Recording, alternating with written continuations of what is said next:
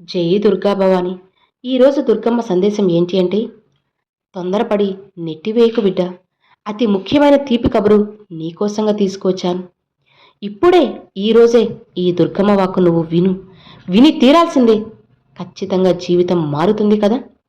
ఈ దుర్గమ్మే అన్నీ మారుస్తారు అని నువ్వు ఎప్పుడైతే నన్ను నమ్మడం మొదలెట్టావో, ఎప్పుడైతే నన్ను మొక్కడం ఆరంభించావో, ఆ రోజు నుంచి అన్నిటినీ కూడా మారుస్తాను.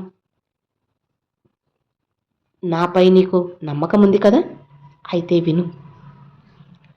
చూడమ్మా, నీకున్న కోపాల వల్ల చాలా అనర్థాలు జరుగుతాయి, సరేనా?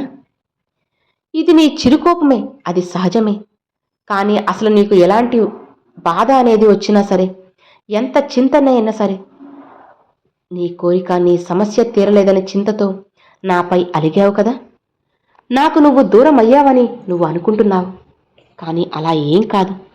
నువ్వు బెంగ పెట్టుకోవాల్సిన అవసరం లేదు. నీ కోరికలు తీరుతాయి. నేను చెబుతున్నాను కదా. నువ్వు నన్ను దూరం పెట్టకుండా, ఈ అమ్మ మీద అలగకుండా, నాతో మారం చేయకుండా ఒక్కసారి ఈ దుర్గమ్మ మాట విను. నీది చాలా చిన్నపిల్లాడి యొక్క మనస్తత్వం.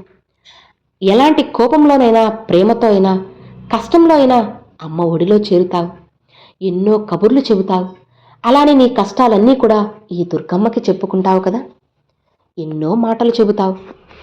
కానీ నీకు సహాయం కనుక నా నుండి అందకపోతే, కాస్త అటు ఇటుగా ఆలస్యమైతే అసలు నువ్వు ఓర్చుకోలేవు, నాపై కోపం చూపుతావు. సరేలే, ఈ తల్లి మీద ఆ మాత్రం నీకు కోపం రావడం హక్కుంటుంది. కానీ నీవు నిన్నే ఆ కోపంతో దహించి వేస్తుంది అని తెలుసుకో. నీ మనసులో తెలియని అలజడి, నీలో కోపం, చిరాకు నిన్ను ప్రశాంతంగా ఉండనివ్వని ఒక స్థితి అనేది ఏర్పరుస్తుంది. అందుకే ఆ కోపాన్ని తగ్గించుకో, దూరం పెట్టు అంటున్నాను.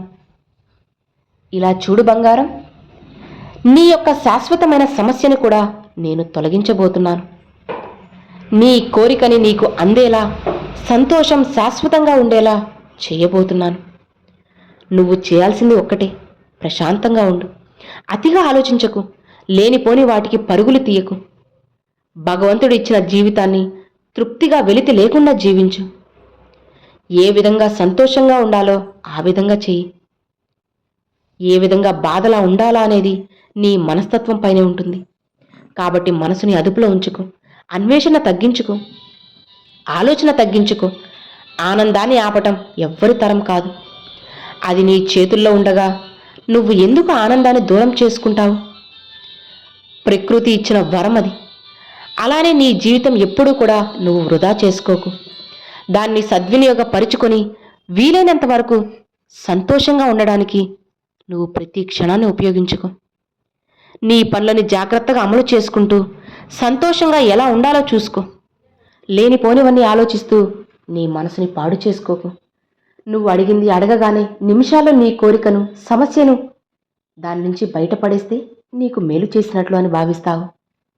కానీ నిజం ఏంటో తెలుసా? నీకు అవసరమైంది ఏదైతే అవసరమవుతుందో అది మాత్రమే ఇస్తానని గుర్తుపెట్టుకో. నీకు కావలసింది నీకు ఇస్తే సంతోషమే.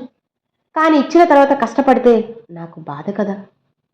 అందుకే నేను నువ్వు ఏదైతే కావాలి అంటావో అది ఇవ్వను. నీకు మంచిదైందే అందచేస్తాను. నీ కష్టం వెనుక కాస్త ఎక్కువ అవ్వడం ప్రారంభిస్తే చాలు, ఆ నిమిషమే నన్ను ద్వేషిస్తావా? నాకే ఎందుకు ఈ జీవితాన్ని ఇచ్చావమ్మా అని వెంటనే నన్ను నిందిస్తావు. నీ కోపాన్ని నాపై చూపుతావు. ఈ అమ్మ నీకు ఎప్పుడూ అండగా ఉంటుంది అని నీకు తెలియదా చెప్పు? ఈ దుర్గమ్మ మీద కోపం తెచ్చుకుంటావా? ఆలోచించు. నువ్వు ఎప్పుడూ కూడా ఏది కూడా ఆలోచించి నిర్ణయం తీసుకొని, నువ్వు ఈ దుర్గమ్మ విషయంలో ఎందుకు కోపం? అలానే ఇంత తొందరపాటు ఎందుకు? కోపాన్ని తగ్గించుకో, తొందరపాటును విడువు. అన్నీ కూడా మంచిగా జరిగేలా చేస్తాను కదా. ఎలాంటి సమయంలో ఏం కావాలి అదంతా అందిస్తాను. ఇక నీ కుటుంబం విషయంలో నువ్వు కొంచెం ఆలోచించి నిర్ణయాలు తీసుకోవాలి. నువ్వు చేసే పనుల వల్ల అందరికీ మంచి చేయాలనే ఉద్దేశం నీకున్నా నీ పనులు ఆలోచించనివ్వకుండా చేస్తున్నాయి. దానివల్లే నువ్వు అవతల వారిని చిన్న చిన్న వాటికి నొప్పిస్తున్నావు. నువ్వు మనస్ఫూర్తిగా ఏది చేయకపోయినా అది వాళ్ళకి అందేటప్పటికీ కొన్ని మనస్పర్ధలు, ఒకరిని మంచిగా ఎక్కువగా ఒకరిని తక్కువగా చూస్తున్న భావన అనేది నీ కుటుంబంలో కలిగి నీ మీద కాస్త మనస్తాపంగా ఉన్నారు. అది పిల్లలు కావచ్చు, అన్నా చెల్లెలు కావచ్చు, అక్కా చెల్లెలు కావచ్చు, ఏ బంధమైనా సరే. కాబట్టి ఆ మనస్పర్ధల్ని తొలగించుకొని కాస్త గమనంగా అందరినీ సమాన భావంతో చూస్తూ ఉండేలా వారికి అనిపించేలా చెయ్యి. అది నీ చేతుల్లోనే ఉంది. నువ్వు మాత్రం మంచి మనసు నీది.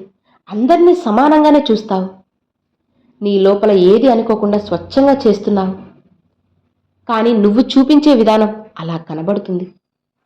అందుకే ఇంతలా చెబుతున్నాను. జీవితం అంటే సంతోషంగా ఆనందంగా ఉండాలి కదా. దుఃఖం ఎవ్వరికీ శాశ్వతం కాదు, సంతోషం కూడా శాశ్వతం కాదు. కానీ ఏ క్షణం సంతోషంగా ఉండాలో అది మాత్రం నీ చేతుల్లోనే ఉంటుంది. అదంతా వారి కర్మానుసారంగానే కొన్ని విషయాలు జరుగుతూ ఉంటాయిలే. కర్మను తప్పించుకోవడం దేవతల తరమే కాలేదు, ఇక సామాన్య మానవులకెంత. కాబట్టి నీ కర్మను బట్టి జీవితం ఉంటుంది. ఆ కర్మ ఫలాలను తగ్గించుకోవడానికి నువ్వు ఎక్కువ దైవ ఆరాధన, అలానే మంచి పనులు, పుణ్య పనులు, దైవ నామస్మరణ, నా పూజలు ఇవన్నీ చేస్తూ ఉంటే కర్మలు త్వరలో తొలగిపోయి సంతోషంగా ఉంటావు. భగవంతుడి సహకారం నీకు ఎప్పుడూ కూడా ఉంటుందని తెలుసుకో.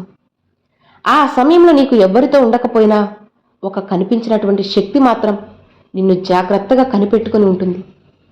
అదే భగవంతుని శక్తి. నీ మనసులో ఉన్న మనోవేదన అంతా నాకు తెలుసు.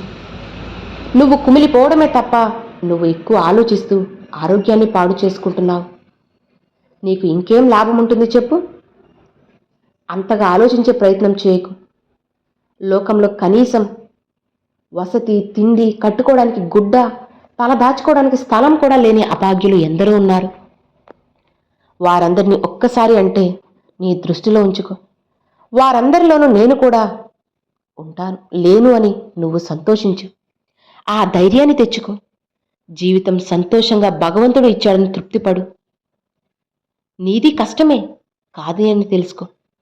ఆ కష్టం ముందు నీది చిన్న కష్టమని తెలుసుకో. వారి కష్టం ముందు నీ కష్టం, సమస్య ఏ పాటితో ఆలోచించుకో. అప్పుడు తెలుస్తాయి. అంతేకాని లేని వాటి కోసం పరుగులు పెడుతూ ఉన్న విలువలను, నీ జీవితాన్ని, అందమైన క్షణాలను నీ చేతులారా దూరం చేసుకోకు. ప్రతిరోజు నువ్వు నాకు ఎన్నో మొక్కుతూ ఉన్నావు, విన్నవించుకుంటూ ఉన్నావు. అలానే వాటిని, కోరికల్ని ప్రతి నిమిషం నాతో పంచుకోనవసరం లేదమ్మా. ఒక్కసారి చెప్తే చాలు, ఈ దుర్గమ్మకి అన్నీ గుర్తుంటాయి. నీ సమస్య, కోరిక ఒక్కసారి చెప్పావు కదా, ఇక చాలు. వాటి గురించి మర్చిపో. నేను అన్నీ ఆరంభిస్తాను. శ్రద్ధగా ఉండు. ఎప్పుడూ కూడా నీకు ఇవ్వాల్సింది నాకు బాగా తెలుసు అని తెలుసుకో. సరైన సమయం రాగానే నువ్వు అడగకపోయినా క్షణాల్లో నీకు అంతా చేస్తాను. దేనికైనా కాలం కలిసి రావాలి కదా. ఎంతటి భాగ్యమైనటువంటి జీవితాన్ని ఇచ్చినా నువ్వు కోల్పోయినట్లుగా ఎప్పుడు ఎక్కువగా ఆలోచిస్తూ ఉన్నావు. అప్పుడు నీకే అవగతమవుతుంది.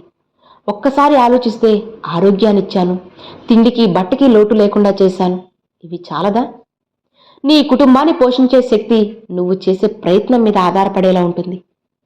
అందుకు నేను కేవలం నిన్ను ముందుండి నడిపించగలను. అదే నా బాధ్యత. తరువాత నువ్వే చేయాలి కదా. కష్టమంతా పూర్తి చేస్తేనే దానికి ఫలితం ఉంటుంది. నువ్వు ఏమీ చేయకుండా భారమంతా కూడా ఇతరుల మీద వేస్తే ఎలా? కాబట్టి ఎక్కువగా దేనికి తొందరపడకు. పనిలో ఆలస్యం అవుతుంది అని నిరాశ చెందకు. ప్రతి పని వెనుక ఒక పరమార్థం ఉంటుంది. ఆలస్యమైనా సరే నీ గమ్యాలు నువ్వు చేరుకోవడం నీ కర్తవ్యం. ఎందులోనూ తొందరపడి నిర్ణయాలు తీసుకోకు. నిన్ను ఇలా చూస్తూ ఉంటే నాకు నిజంగా బాధగా ఉంది. నువ్వు ఇలా దుఃఖంతో నిండిపోయి బాధతో సతమతమవుతూ ఎవరికి చెప్పాలో ఏం చేయాలో తెలియనంత దీనస్థితిలో ఉంటే నాకు ఏం తోచడం లేదు. అలా నువ్వు ఉండకూడదు. నువ్వు అలా ఊహించుకుంటున్నావమ్మా. నీ జీవితం బానే ఉంది. నీ గురించి నాకు అంతా తెలుసు. చిన్న చిన్న వాటికి కూలిపోతే ఏ సమస్య వచ్చినా ఏదో ఒక పాఠం అయితే నేర్పించే వెళ్తుంది. అలానే వచ్చిన పాఠాలన్నీ నేర్చుకో. నీలో ఉన్న శక్తి, సామర్థ్యాలు, నైపుణ్యాలు అన్నీ బయటికి తీ. అన్నిటినీ మార్చుకో. నీ జీవితాన్ని నీకు నచ్చినట్లుగా చేసే బాధ్యత ఒక తల్లిగా నాది. ఇక ఆ బాధ్యతని నేను స్వీకరించేశాను. నువ్వు నిశ్చింతగా ప్రశాంతంగా ఉండు చాలు. మిగతావన్నీ కూడా నేను చూసుకుంటాను కదా. ఈ దుర్గమ్మ నీకు తోడు ఉండగా ఏమాత్రం నువ్వు ఇబ్బంది పడాల్సిన అవసరం లేదు. హాయిగా ప్రశాంతంగా ఉండు అని అమ్మవారు ఈరోజు ఈ సందేశాన్ని తీసుకొచ్చారండి. మరి ఈరోజు దుర్గమ్మ పంపిన ఈ మంచి సందేశం మీ అందరికి నచ్చితే తప్పకుండా కామెంట్ సెక్షన్లో జై దుర్గా భవాని అయితే షేర్ చేయండి. వీడియో నచ్చితే లైక్ చేయండి. మరికొంతమంది అమ్మవారి భక్తులకు షేర్ చేయండి. Thanks for watching. జై దుర్గా భవాని.